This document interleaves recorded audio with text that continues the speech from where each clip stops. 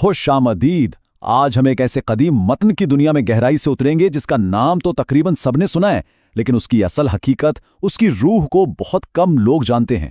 جی ہاں، ہم بات کر رہے ہیں کاما سوترا کی۔ چلیں ایک چھوٹے سے سوال سے شروع کرتے ہیں۔ جب آپ کاما سوترا کا نام سنتے ہیں تو آپ کے ذہن میں کیا تصویر بنتی ہے؟ شاید کچھ ایسی۔ جی ہاں، زیادہ تر لوگوں کے ذہن میں بالکل یہی تصویر آتی ہے، لیکن سچ تو یہ ہے کہ یہ صرف کہانی کا ایک بہت چھوٹا سا حصہ ہے۔ اصل حقیقت اس سے کہیں زیادہ گہری اور سچ کہوں تو کہیں زیادہ دلچسپ ہے۔ تو آئیے اس سفر پر نکلتے ہیں۔ ہم ان 6 حصوں میں کاما سوترا کے اصل فلسفے کو سمجھنے کی کوشش کریں گے اور دیکھیں گے کہ آخر یہ کتاب ہے کیا اور یہ آج بھی ہمارے لیے کیوں اہم ہو سکتی ہے۔ تو سب سے پہلے اس سب سے بڑی غلط فہمی کو ہی دور کرتے ہیں جو اس کتاب کے بارے میں پائی جاتی ہے۔ کیا یہ واقعی صرف جنس کے بارے میں ہے؟ جواب آپ کو حیران کر دے گا۔ دیکھیں، اس کا نام ہی سب کچھ بتا دیتا ہے۔ کاما سوترا یعنی محبت کے اصول۔ کاما کا مطلب صرف جنسی لذت نہیں ہے، بلکہ ہر طرح کی حسیاتی خوشی، جمالیاتی ذوق، اور سوترا کا مطلب ہے رہنما اصول۔ تو یہ خوشی اور محبت کے اصولوں کی ایک جامع کتاب ہے۔ اور یہ کوئی چھوٹا موٹا پیمفلٹ نہیں ہے۔ اس کی ساخت کو دیکھیں، 1250 اشعار، 7 الگ الگ کتابیں اور 36 ابواب۔ یہ خود بتاتا ہے کہ اس میں بہت سے موضوعات پر بات کی گئی ہے اور یہ ایک مکمل زندگی گزارنے کا فن سکھاتی ہے۔ اچھا، تو اب چلتے ہیں اس کتاب کی بنیاد کی طرف، اس کے فلسفے کی طرف۔ یہ صرف عملی مشورے نہیں دیتی، بلکہ زندگی کو دیکھنے کا ایک پورا نظریہ پیش کرتی ہے۔ کاما سوترا کی جڑیں اصل میں پرشارتھ کے تصور میں ہیں۔ اب یہ پرشارتھ کیا ہے؟ آسان لفظوں میں یہ وہ 4 ستون ہیں جن پر ایک متوازن اور بامقصد زندگی کی عمارت کھڑی ہوتی ہے۔ سوچنے کی بات یہ ہے کہ یہ متن ہمیں سکھاتا ہے کہ زندگی میں توازن کتنا ضروری ہے۔ آپ لذت یعنی کاما کو اپنی ذمہ داریوں یعنی دھرم اور مالی استحکام یعنی ارتھ سے الگ نہیں کر سکتے۔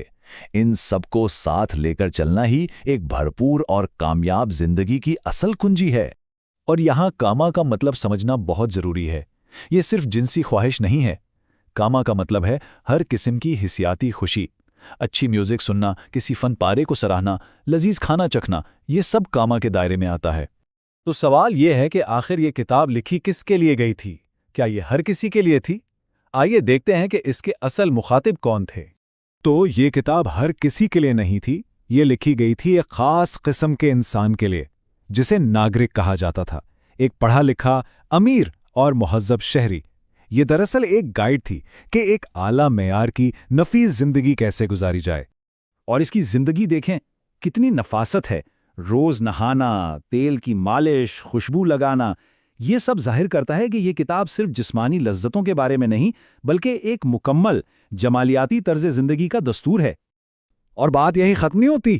ذرا سوچئے، اس ناگرک سے توقع کی جاتی تھی کہ وہ 64 مختلف فنون میں ماہر ہو، گانے بجانے سے لے کر کھانا پکانے تک، اور تو اور جادوگری بھی۔ اچھا، تو ہم نے یہ تو جان لیا کہ یہ کتاب صرف جنس کے بارے میں نہیں ہے، لیکن اس کا یہ مطلب بھی نہیں کہ اس میں اس موضوع کو نظر انداز کیا گیا ہے، بلکہ اس پر جو بات کی گئی ہے وہ بہت گہری اور نفسیاتی ہے۔ یہ صرف پوزیشنز کی لسٹ نہیں ہے، اس میں 8 قسم کے گلے ملنے کا ذکر ہے، 25 سے زیادہ قسم کے بوسوں کا۔ یہ قربت کے جسمانی پہلوؤں سے زیادہ اس کے جذباتی اور نفسیاتی پہلوؤں پر زور دیتی ہے۔ اور شاید سب سے بہترین بات خود کتاب ہی کہتی ہے۔ یہ اقتباس سنیے، جب جنسی وجد کا پہیہ پوری رفتار سے گھوم رہا ہو تو کوئی کتابچہ نہیں ہوتا اور نہ کوئی ترتیب۔ یہ ہمیں یاد دلاتا ہے کہ یہ اصولوں کی سخت کتاب نہیں، بلکہ ایک رہنما ہے۔ اصل چیز جذبات اور بے ساختگی ہے۔ آپ ذرا ذاتی زندگی سے نکل کر اس دور کے معاشرے پر ایک نظر ڈالتے ہیں۔ کام سوترا ہمیں اس وقت کے سماج کی ایک حیرت انگیز تصویر دکھاتی ہے۔ مثال کے طور پر کتاب میں گنیکاؤں یعنی طوائفوں کے سماجی کردار پر کھل کر بات کی گئی ہے، اور اس سے بھی دلچسپ بات یہ ہے کہ اس میں تیسری فطرت کا ذکر ہے، جو ظاہر کرتا ہے کہ اس دور میں صنفی تنوع کو تسلیم کیا جاتا تھا۔ یہ زمانے کے لحاظ سے ایک بہت ہی جدی سوچ تھی۔ تو پھر سوال وہی ہے، اگر یہ کتاب اتنی جامع، اتنی گہری تھی، تو آخر یہ صرف ایک سیکس مینول کے طور پر کیوں جانی جاتی ہے؟ اس کی شبیہ ایسی کیوں بن گئی؟ اس کی کہانی تاریخ میں چھپی ہے۔ صدیوں تک یہ کتاب ہندوستان میں اپنے اصل فلسفے کے ساتھ موجود رہی۔ پھر آیا 19ویں صدی کا وکٹورین دور اور سر رچرڈ برٹن کا انگریزی ترجمہ۔ بس یہیں سے سب کچھ بدل گیا۔ तो फर्क साफ जाहिर है। असल मकसद था एक मुहज्जब शहरी को एक मुतवाज़िन जिंदगी का रास्ता दिखाना, नेकी, दौलत और लज्जत सब एक साथ। लेकिन मगलिब ने इसे अपनी तंग नजरी से देखा और इसके सिर्फ एक सेंसरी खेज पहलू को पकड़ लिया और बाकी सब कुछ नजरअंदाज कर दिया।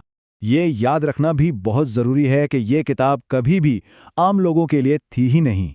ये एक ख़ास पढ़े लिखे और अमीर तबके के लिए लिखी गई थी, जो इसके गहरे फ़लसफ़े को समझने की सलाहियत रखता था। तो आखिर में हम इस सवाल पर आते हैं कि आज की इस भागदौड़ वाली जिंदगी में कामा सूत्रा का ये कदीम फ़लसफ़ा हमारे किस काम आ सकता है। शायद इसका सबसे बड़ा सबक यही है कि एक मुकम्मल और खुशगवार जिंदगी का राज तवाज़ुन में है। फ़र्ज़, खुशहाली और लज्जत के दरमियान तवाज़ुन कायम करने में। ये सिर्फ जिस्म के बारे में नहीं, बल्कि ज़िंदगी गुजारने के फ़न के बारे में।